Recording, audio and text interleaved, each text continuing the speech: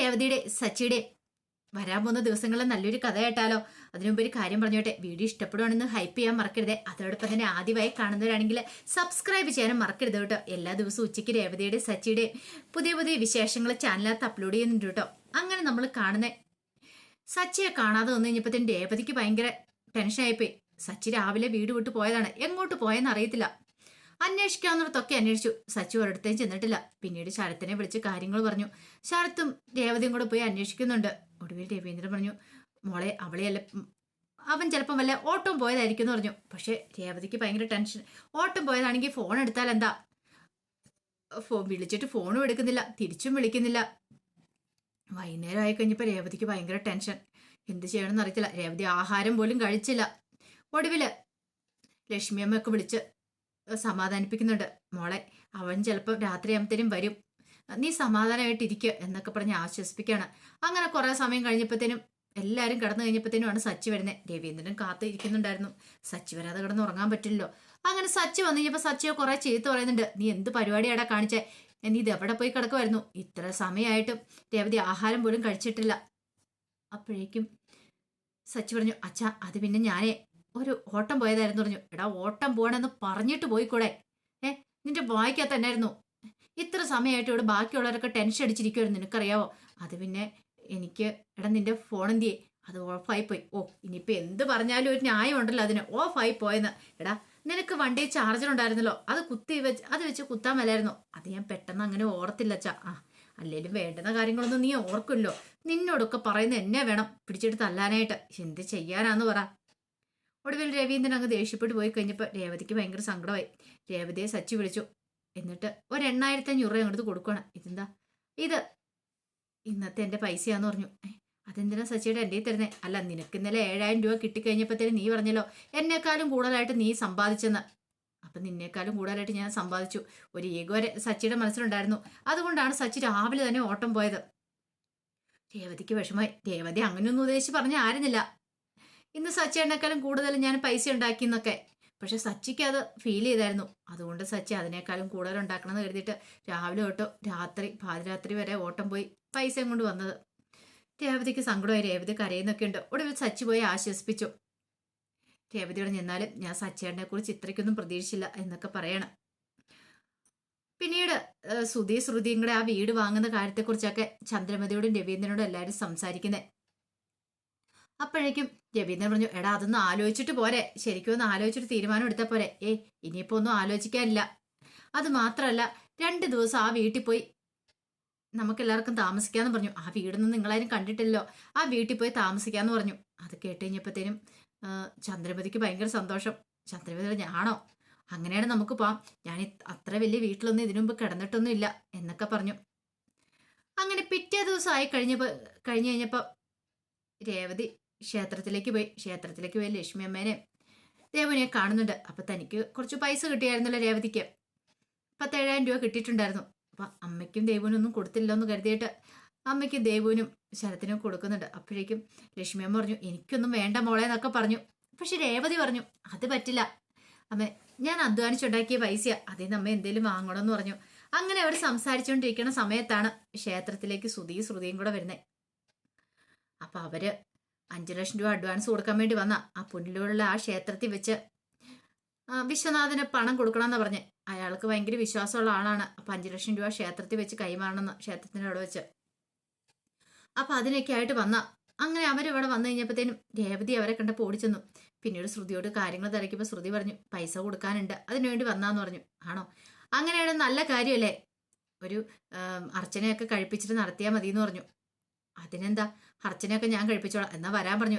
അതിന്റെ രേവതിയുടെ ആവശ്യമൊന്നുമില്ല, റെക്കമെൻഡേഷൻ ആവശ്യമൊന്നുമില്ല, ഞാൻ പോയി കഴിപ്പിച്ചോളാം എന്നൊക്കെ ശ്രുതി ഭയങ്കര അഹങ്കാരത്തിൽ പറഞ്ഞു.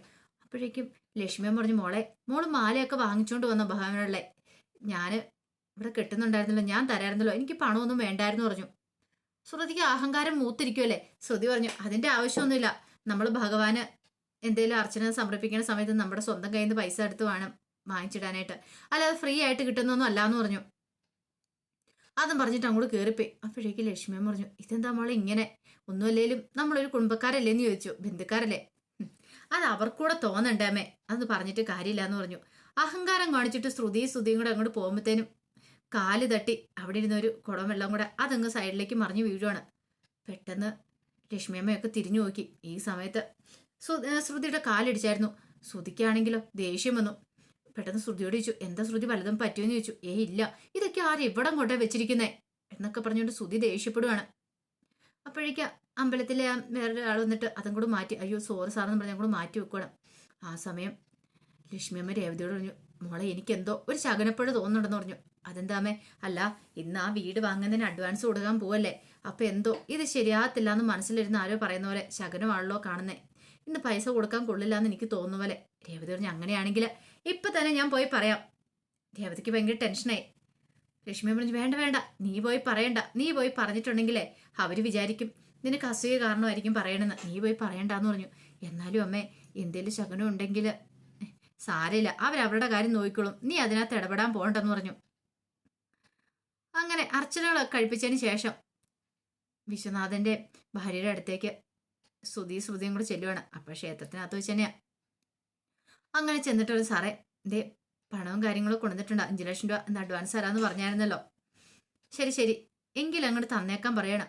അപ്പോഴേക്കും രേവതി അങ്ങോട്ട് ഓടി വന്നു. രേവതി വന്നിട്ട് ശ്രുതിയെ വിളിക്കണം. ശ്രുതിയെ വിളിച്ചിട്ട് പറഞ്ഞു, ശ്രുതി, അതെ അമ്മ പറഞ്ഞു എന്തോ ഒരു ശകനപ്പഴയുണ്ടെന്ന്, ഇന്നത്തെ ദിവസം പൈസ കൊടുക്കണോ, നോക്കിയിട്ട് കൊടുത്താൽ പോരേന്ന് ചോദിച്ചു. അത് കേട്ടപ്പോൾ ശ്രുതി ചോദിച്ചു, എന്ത് ശകനപ്പഴ? അല്ല, കാലിടിച്ചോണ്ട്. അപ്പോഴേക്കും ഇത് ശ്രുതി കേട്ടു. ശ്രുതി പറഞ്ഞു, എനിക്കും അങ്ങനെ തോന്നിയായിരുന്നു ശ്രുതി, എന്തോ ഒരു ശകനമുള്ള പോലെ എന്ന് തോന്നി. വിശ്വനാഥനും ഭാര്യയ്ക്കും തോന്നി പൈസ കിട്ടത്തില്ലാന്ന്. ദൈവമേ, പണി വാളിയോ. പെട്ടെന്ന് അവരങ്ങോട്ടേക്ക് വന്നു. എന്നിട്ട് ഇതാരാന്ന് ചോദിച്ചു. എൻ്റെ അനുജന്റെ ഭാര്യ. ഇവർക്കൊക്കെ അസൂയ കാണും ചിലപ്പം, ശ്രുതി ഇത് വാങ്ങുന്നുണ്ടേ, അപ്പൊ അതുകൊണ്ട് പറയുന്ന, ഞങ്ങൾ ശകുനമൊക്കെ നോക്കിയിട്ടാ വന്നേ, ഒരു പ്രശ്നവും ഇല്ല. പിന്നെ കാല് തട്ടി ഒരു കുടം മറിഞ്ഞു വീണെന്നോർത്തോണ്ട് ഒന്നും സംഭവിക്കാനൊന്നും പോകുന്നില്ല എന്ന് പറഞ്ഞു. അത് കേട്ടപ്പോൾ രേവതിക്ക് എന്ത് പറയണമെന്ന് അറിയില്ല. അപ്പോഴേക്കും ശ്രുതി പറഞ്ഞു, അത് ശരിയാ, ശ്രുതി നീ അഡ്വാൻസ് കൊടുക്കാൻ പറഞ്ഞു. ശ്രുതിക്കൊരു മടി ഉണ്ടായിരുന്നു. പക്ഷെ അവരൊക്കെ പറഞ്ഞു കഴിഞ്ഞപ്പോഴത്തേനും പിന്നെ ശ്രുതി അങ്ങോട്ട് അഡ്വാൻസും കൊടുത്തു. രേവതി പിന്നെ കൂടുതലൊന്നും പറയാൻ പോയില്ല. അപ്പോഴേക്കും രേവതിയുടെ ഫോൺ ബെല്ലടിച്ചു. നോക്കിയപ്പോൾ ഓഡിറ്റോറിയത്തിൽ നിന്നാണ്. ഓഡിറ്റോറിയത്തിന്റെ മാനേജറെ വിളിക്കുന്നത്. മാനേജർ വിളിച്ചിട്ട് രേവതിയോട് കുറച്ച് കാര്യങ്ങൾ പറയണേ. രേവതിക്ക് സന്തോഷമായി. കാരണം ഒരു ഓർഡർ കിട്ടിയിട്ടുണ്ട്. അപ്പൊ അതിനെക്കുറിച്ച് സംസാരിക്കാനായിട്ട് ഓഡിറ്റോറിയത്തിന് അങ്ങോട്ടേക്ക് ചെല്ലാനായിട്ട് പറഞ്ഞു. അങ്ങനെ രേവതി സന്തോഷത്തോട് കൂടിയിട്ട് അവിടേക്ക് ചെല്ലുവാണ്. അങ്ങനെ ചെന്ന് കഴിഞ്ഞപ്പോഴത്തേനും അവിടെ ഒരു ഹസ്ബൻഡും വൈഫും ഉണ്ടായിരുന്നു. എന്നിട്ട് അവർ വന്നിട്ട് ഞങ്ങളുടെ മകളുടെ കല്യാണമാണ്, അപ്പം നല്ല രീതിയിൽ അലങ്കരിക്കണം. കഴിഞ്ഞ പ്രാവശ്യം മോൾ അലങ്കരിച്ച് ഞങ്ങൾ കണ്ടിട്ടുണ്ടായിരുന്നു, ഞങ്ങൾക്ക് അത് ഇഷ്ടപ്പെട്ടെന്ന് പറഞ്ഞു. ഈ സമയത്ത് അവിടുത്തെ സ്റ്റാഫ്, കാരണം അയാൾ അവിടുത്തെ ഓർഡറുകളും കാര്യങ്ങളൊക്കെ സ്ഥിരമായിട്ട് കൊടുക്കുന്ന ആൾക്ക് കൊടുത്തോണ്ടിരുന്ന ഹേമ എന്ന് പറയുന്ന ഒരാൾക്ക്, അതിന് അയാൾക്ക് കമ്മീഷനും കിട്ടുമായിരുന്നു. വർഷങ്ങളായിട്ട് അങ്ങനെയാണ്. അപ്പൊ ഇനി പുറത്ത് ആർക്കും കൊടുക്കരുതെന്ന് ഹേമ നിർബന്ധം പറഞ്ഞിട്ടുണ്ടായിരുന്നു. അങ്ങനെ വന്നിട്ട് തനിക്ക് കമ്മീഷനൊന്നും കിട്ടത്തില്ല, അയാളെ ഭീഷണിപ്പെടുത്തിയിട്ടുണ്ടായിരുന്നു. അപ്പൊ അയാള് ഈ ഹസ്ബൻഡിനോടും വൈഫിനോടും പറഞ്ഞു, അതെ നിങ്ങളൊരു കാര്യം ചെയ്യും, ഹേമയ്ക്ക് ഓർഡർ കൊടുക്കുക. ഹേമയല്ലേ ഇത്ര നാൾ ഇവിടെ കാര്യങ്ങളൊക്കെ ചെയ്തുകൊണ്ടിരുന്നത്, ഈ ഓഡിറ്റോറിയത്തിൽ എന്തായാലും പുറത്താർക്കും കൊടുക്കുന്നില്ല, അവർക്കാ കൊടുക്കണേന്ന് പറഞ്ഞു. ആ സമയത്ത് അവർ സമ്മതിച്ചില്ല. ഞങ്ങളുടെ മോളുടെ കല്യാണമല്ലേ, ഓഡിറ്റോറിയം നിങ്ങളുടേതായിരിക്കും, പക്ഷേ എങ്കിൽ അവിടെ ആരെക്കൊണ്ട് ഡെക്കറേറ്റ് ചെയ്യുന്ന തീരുമാനിക്കുന്നത് ഞങ്ങളല്ലേ, ഞങ്ങൾക്ക് നല്ല രീതിയിൽ തന്നെ ചെയ്യണമെന്ന് പറഞ്ഞു. അതിന് ഹേമ മാഡം നന്നായിട്ട് ചെയ്യുമെന്ന് പറഞ്ഞു. അവർ ചെയ്തൊന്നും എനിക്ക് ഇഷ്ടപ്പെട്ടിട്ടുണ്ടായിരുന്നില്ല. കുറച്ച് വർക്കുകളും കാര്യങ്ങളൊക്കെ ഞാൻ കണ്ടിട്ടുണ്ട്, പക്ഷെ എനിക്കത് ഇഷ്ടപ്പെട്ടില്ല. ഇപ്പം ഈ വരുന്ന പെങ്കൊച്ച് നല്ല രീതിയിൽ ചെയ്യും, എനിക്കത് മതിയെന്ന് പറഞ്ഞു. അയാൾ പെട്ടുപോയി. അയാൾ ഒടുവിൽ പറഞ്ഞു അതങ്ങനെ പുറത്തു കൊടുക്കാൻ പറ്റുന്ന കാര്യമല്ല എന്ന് പറഞ്ഞു. ആ സമയം രേവതി അങ്ങോട്ടേക്ക് വന്നത്. രേവതി വന്നു കഴിഞ്ഞപ്പോഴത്തേനും രേവതിയോട് അവർ സംസാരിക്കണം. അപ്പോഴേക്കും രേവതി പറഞ്ഞു, നിങ്ങൾ പറയുന്ന രീതിയാണെങ്കിൽ കുഴപ്പമില്ല, എന്ത് വേണമെന്ന് പറഞ്ഞാൽ മതി, ഞാൻ ചെയ്തു തരാമെന്നൊക്കെ പറഞ്ഞു. അങ്ങനെ രേവതിയായിട്ട് സെറ്റ് ആക്കുവാണ്. അപ്പോഴേക്കാണ് ഹേമ അങ്ങോട്ടേക്ക് വരുന്നത്. ഹേമയുടെ സ്റ്റാഫും കൂടെ അങ്ങോട്ട് വന്നു. കാരണം അവർക്ക് ഇവിടുത്തെ ഓർഡറുകളെല്ലാം പിടിച്ചെടുക്കണമായിരുന്നു, ഓഡിറ്റോറിയമൊക്കെ ഡെക്കറേറ്റ് ചെയ്യുന്നതിൻ്റെ.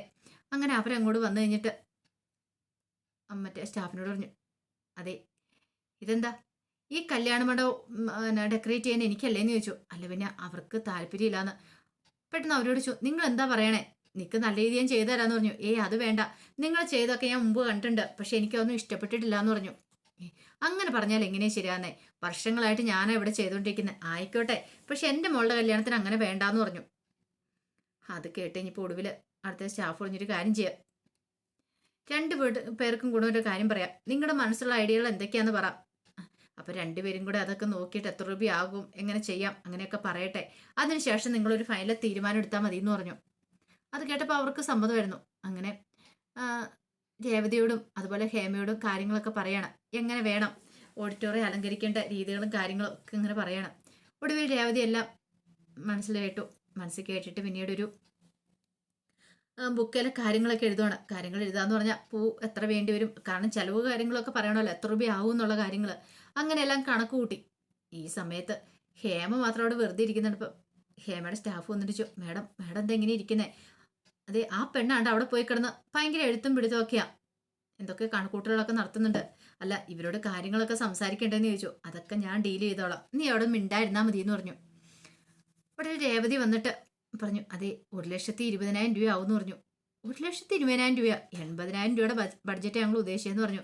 അല്ല സാറേ, സാർ ഉദ്ദേശിക്കുന്ന പോലെ പൂവൊക്കെ വെച്ച് ഡെക്കറേറ്റ് ചെയ്യണമെങ്കിൽ അത്രയും പൈസയാവും. പൂവിനൊക്കെ നല്ല റേറ്റാ. അപ്പം പിന്നെ അറിയാലോ, ഞാൻ എൻ്റെ പൈസ വേണ്ട, പണിക്കൂലി വേണമെന്ന് വിചാരിച്ചിട്ട് എങ്ങനെയൊക്കെ ചെയ്യുന്നേ. പക്ഷെ ഇത് കുറച്ച് ചെയ്യാൻ പറ്റില്ല എന്ന് പറഞ്ഞു. അപ്പോഴത്തേക്കും അവർ പറഞ്ഞു, അതെങ്ങനെ ശരിയാവും, 80,000 രൂപ വരെ ഞങ്ങൾക്ക് പറ്റുള്ളൂ, അതിൽ കൂടുതൽ പറ്റില്ല എന്ന് പറഞ്ഞു. അപ്പോഴേക്ക് ഹേമ അങ്ങോട്ട് വന്നു. ഹേമയുടെ കയ്യിലൊരു കുറിപ്പട ഉണ്ടായിരുന്നു. ഹേമ അത് കൊടുത്തു. അത് നോക്കിക്കഴിഞ്ഞപ്പോഴത്തേനും അതിനകത്ത് എഴുതിയിരുന്നേ, രേവതി ചെയ്യുന്നതിന്റെ പകുതി പൈസക്ക് ചെയ്തു കൊടുക്കാന്ന്. അതെങ്ങനെ ശരിയാവും? അപ്പോഴേക്കും അയാൾ ചോദിച്ചു, നിങ്ങൾ എന്താ ഇങ്ങനെ പറയണേ? 1,20,000 രൂപ ഒരാളാവും എന്ന് പറയണു, അതിന്റെ പകുതി പൈസക്ക് നിങ്ങൾ ചെയ്തു കൊടുക്കാന്ന് പറഞ്ഞു. അതെങ്ങനെ ശരിയാവുന്നെന്ന് ചോദിച്ചു. അതെ, അതൊക്കെ ശരിയാകും. കാരണം എനിക്ക് പൂവെടുക്കാൻ, ഡെക്കറേറ്റ് ചെയ്യാനുള്ള പൂവെടുക്കാൻ പോകുന്ന സമയത്ത് എനിക്ക് പകുതി പൈസക്കൊക്കെ ചിലപ്പോൾ പൂ തരും. കാരണം ഞാൻ വർഷങ്ങളുടെ പാരമ്പര്യമുള്ള, ഇവൾക്കത് ഫുൾ എമൗണ്ടിനായിരിക്കും കൊടുക്കുന്ന പൂവ്. പക്ഷെ എനിക്ക് അങ്ങനെയല്ല, അതുകൊണ്ട് എനിക്ക് ലാഭമുള്ള കാര്യം അത്. അതുകൊണ്ട് ഞാൻ പകുതി പൈസക്ക് ചെയ്ത് കൊടുക്കാന്നൊക്കെ പറഞ്ഞു. ഒടുവിൽ ഹേമയ്ക്ക് തന്നെ അത് കിട്ടുവാണ്. രേവതിക്ക് ഭയങ്കര സങ്കടമായിപ്പോയി.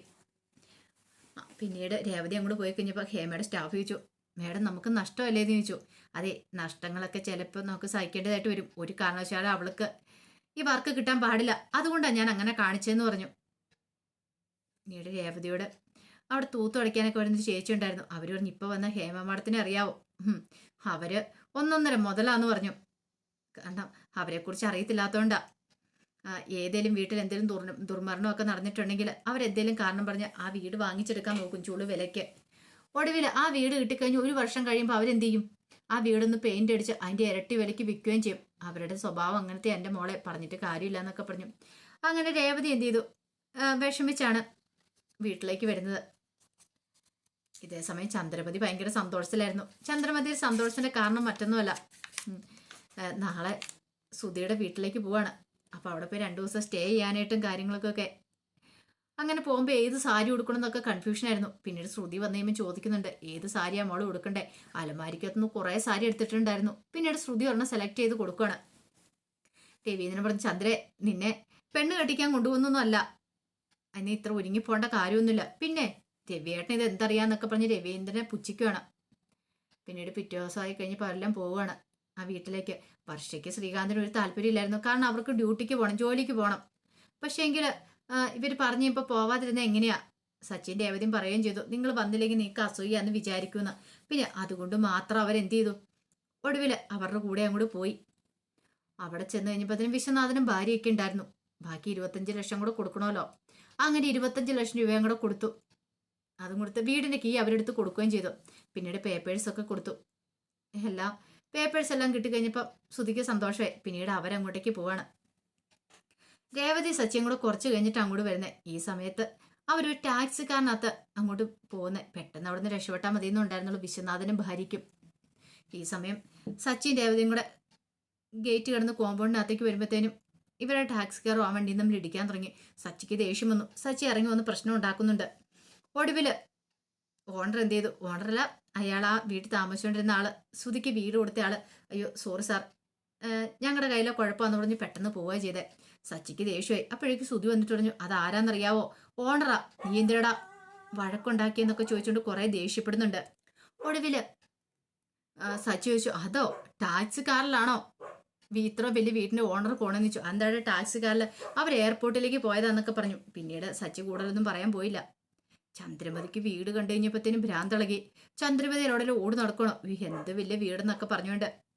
ഇതൊക്കെ കണ്ടു കഴിഞ്ഞപ്പോഴത്തേനും വർഷയ്ക്ക് ദേഷ്യം വന്നു. കാരണം ചന്ദ്രമതിയുടെ മട്ടും ഭാവം കണ്ടു കഴിഞ്ഞപ്പോൾ തൻ്റെ മോൻ എന്തോ വലിയ സ്വർഗം കീഴടക്കി മട്ടിയിരുന്നുള്ള രീതിയും കാര്യങ്ങളൊക്കെ ആയിരുന്നു. ഒടുവില് ചന്ദ്രമതി രേവതിയോട് അവിടെ ഫുഡൊക്കെ ഉണ്ടാക്കാൻ പറയുന്നുണ്ട്, ചായയൊക്കെ വെച്ചുകൊണ്ട് വരാനായിട്ട്. രേവതി പറഞ്ഞു, അത് പിന്നെ അമ്മ ഇപ്പോഴും കൂടെ വന്നല്ലോ എന്നൊക്കെ ചോദിച്ചു. ഒട്ടും അങ്ങോട്ട് ഇഷ്ടപ്പെട്ടില്ല. സച്ചിയും പറഞ്ഞു, ഇവിടെ വന്നിട്ട് ഇവിടെ തന്നെ അടുക്കളക്കാരിയാക്കി നോക്കുകയാണെന്നൊക്കെ ചോദിച്ചു. വർഷയ്ക്കും ദേഷ്യം വന്നു.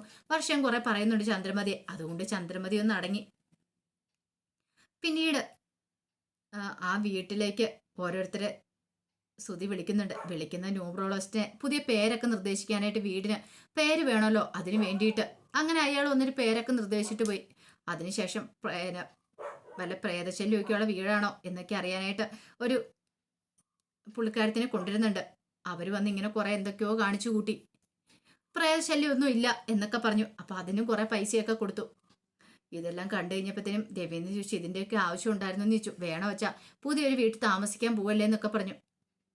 പിന്നീട് വർഷ എന്നിട്ട് ചോദിച്ചു, അല്ല ഇത്രയും വലിയ വീടെന്ന് പറയുമ്പോൾ ഇതിന്റെ ആവശ്യമുണ്ടോ? ശ്രുതിയടുത്തിന്ന് ചോദിച്ചു. അല്ല ഇത്രയും വലിയ വീട്ടിൽ നമ്മൾ ഉപയോഗിക്കാൻ പോകുന്നില്ല, കുറച്ച് ഭാഗം വല്ല ഷൂട്ടിങ്ങുകാർക്കൊക്കെ വേണമെങ്കിൽ കൊടുക്കാം, അവരൊക്കെ വന്ന് താമസിക്കോ അല്ലെങ്കിൽ ഷൂട്ട് ചെയ്യുകയോ ചെയ്തോട്ടെ, നമുക്ക് പൈസ കിട്ടുമല്ലോ എന്ന് പറഞ്ഞു. അതൊരു നല്ല കാര്യമാണെന്ന് വർഷയ്ക്കും തോന്നി. പിന്നീട് ബാങ്കിന്റെ രേഖകളൊക്കെ വെച്ച് ലോൺ എടുക്കണമല്ലോ, അപ്പൊ അതിന് വേണ്ടിയിട്ടുള്ള ആൾക്കാരെ ശ്രുതി വിളിക്കുന്നുണ്ട്. അങ്ങനെ ഒടുവിൽ അവർ വന്ന് രേഖകളൊക്കെ നോക്കിയിട്ട് പറഞ്ഞു, സാറേ 2 കോടി രൂപ വരെ ലോൺ കിട്ടത്തുള്ളൂ എന്ന് പറഞ്ഞു. 2 കോടിയോ? ഇപ്പം 30 ലക്ഷം കൊടുത്തിട്ടുള്ളൂ, ഇനി 70 ലക്ഷം കൂടെ കൊടുക്കണം. 2 കോടി 70 ലക്ഷം കൊടുക്കണം, ഇനി 70 ലക്ഷത്തിന് എവിടെ പോവും? ആകെപ്പാടെ കൺഫ്യൂഷൻ ആയിപ്പോയി.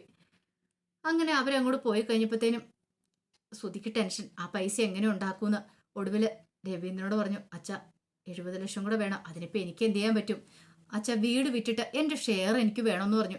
വീട് വിൽക്കാനോ? അതെ, വീട് വിൽക്കണമെന്ന് പറയണം. അത് കേട്ടപ്പോൾ സച്ചു പറഞ്ഞു, അല്ലെങ്കിൽ തന്നെ നീ ഇതിനു മുമ്പ് മേടിച്ച പൈസ പോലും കൊടുത്തിട്ടില്ല, എന്നിട്ട് വീട് വിൽക്കാനോ? നിനക്ക് വീട് മേടിക്കാൻ ഞങ്ങളെല്ലാം താമസിക്കുന്ന വീട് വിൽക്കണമല്ലേ, അത് നടക്കില്ല എന്ന് പറഞ്ഞു. ഒടുവില് ചന്ദ്രമതിയോട് ചോദിക്കാനായി രവീന്ദ്രന്. ചന്ദ്രമതിക്ക് എന്ത് ചെയ്യണം തരത്തില്ല. ചന്ദ്രമതി പെട്ടു നിൽക്കുവാണ്, വല്ലാത്തൊരവസ്ഥ. ആ സമയത്ത് സച്ചു പറഞ്ഞു, ഓ മലേഷ്യയിലുള്ള അച്ഛനുണ്ടല്ലോ പൗഡറേട്ടത്തേക്ക്, അന്നൊരു കാര്യം ചെയ്യാം, അവരോട് ചോദിക്കാൻ പറഞ്ഞു. അത് കേട്ടപ്പോൾ ശ്രുതി പെട്ടുപോയി. ശ്രുതിക്ക് എന്ത് ചെയ്യണമെന്ന് അറിയത്തില്ല. ഒടുവിൽ ശ്രുതിക്ക് അവിടുന്ന് രക്ഷപ്പെടാൻ പറ്റില്ലെന്നായി. ശ്രുതി കള്ളത്തരം കാണിക്കാനായിട്ട് മീരയെ വിളിക്കുന്നുണ്ട്. തൻ്റെ അങ്കിളിനോട് സംസാരിക്കുകയാണ്. പിന്നീട് സംസാരിച്ചിട്ട് പറഞ്ഞു, അതെ അങ്കിള് അച്ഛൻ ജയിലിൽ നിന്ന് ഇറങ്ങിയോ? ഓ ഇല്ലാന്നൊക്കെ പറയുകയാണ്. ഇതെല്ലാം കേട്ടുമ്പോൾ ചന്ദ്രമതിക്ക് ഭയങ്കര ദേഷ്യവും സങ്കടമായി. ഇതുവരെയായിട്ടും ഇറങ്ങിയില്ലേ, അത് മാത്രമല്ല അക്കൗണ്ടൊക്കെ ഫ്രീസ് ചെയ്ത് വെച്ചിരിക്കുക, പൈസയൊന്നും എടുക്കാൻ പറ്റില്ലെന്ന്. ഇനി എന്ത് ചെയ്യുന്ന ഒരു ചിന്തയായിപ്പോയി ശ്രുതിക്ക്. അത്രയും പൈസയെ കൂടെ ഉണ്ടാക്കിയാൽ ഈ വീട് സ്വന്തമാക്കാൻ പറ്റുള്ളൂ. 70 ലക്ഷം കൂടെ ഉണ്ടാക്കണം. 2 കോടി പിന്നെ ലോൺ കിട്ടുമല്ലോ, അതെങ്ങനെ അടയ്ക്കാന്നൊരു ചിന്താഗതിയായിരുന്നു. അങ്ങനെ ശ്രുതി പെട്ടുപോകുന്നുണ്ട്. എന്തായാലും ശ്രുതി എന്ന് വീണ്ടിരിക്കുന്ന വലിയൊരു ഇതിലേക്കാ. 30 ലക്ഷം പോയി കിട്ടി ഓൾറെഡി. ഇനിയിപ്പം ബാക്കി പൈസയും കൂടെ ഉണ്ടാക്കി കൊടുത്തിട്ടുണ്ടെങ്കിൽ അവരതും കൊണ്ട് പോകും. ഇത് വേറൊരാളുടെ വീടാണെന്നുള്ള കാര്യങ്ങളൊന്നും ശ്രുതിക്ക് അറിയത്തില്ലോ. അവസാനം കടയെ നഷ്ടപ്പെട്ട് തെണ്ടിത്തിരിഞ്ഞ് ശ്രുതിക്ക് നടക്കേണ്ടതായിട്ട് വരും. അപ്പൊ അതിന്റെ വിശേഷങ്ങളൊക്കെ നമ്മൾ കാണാൻ പോകുന്നത്. ആ വിശേഷങ്ങൾക്കായി നമുക്ക് എല്ലാവർക്കും കാത്തിരിക്കാട്ടോ. ഒരിക്കൽ കൂടി എല്ലാവർക്കും ശുഭദിനം നേർന്നു നിർത്തുന്നു.